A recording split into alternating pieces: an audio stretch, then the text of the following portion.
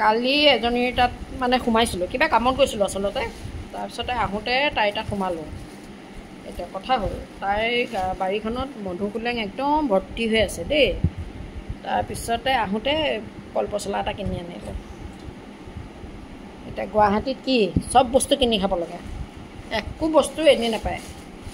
মই বাৰু বাৰীখনত কিবাকিবি দুই এটা লগাই থৈছোঁ যদিও কি হৈছে, বাৰীখনত বহুত জংঘল হৈছে আৰু কাম কৰা মানুহ পোৱা নাই, হাজিৰা কৰা মানুহ পোৱা নাই,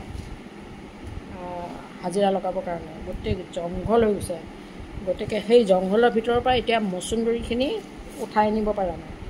কালি সেইকাৰণে লগৰজনীক খুজি পেলাই মধুসোলেং আনিছোঁ মাছ দি খাবৰ কাৰণে। এতিয়া সেইখিনি বাছি থওঁ। আৰু দ্বিতীয়তে এই যে কেমেৰাটো ধৰি ধৰি মানে বনাওঁতে দেখাবলৈ মানে মোৰ দিগদাৰ হয়। সেইকাৰণে মই মানে পূৰা প্ৰচেছত দেখাব নোৱাৰোঁ। ষ্টেণ্ড এডাল আনিব লাগিব বাৰু, গতিকে তাৰপিছত দেখা যাব। এতিয়া আজিৰ কাৰণে এইখিনিয়ে। মধুসোলেং আনি থৈছোঁ, বাছি লওঁ, তাৰপিছত দেখা যাব দেই। যদি মাছ বনাওঁতে দেখাব পাৰোঁ দেখাম আৰু।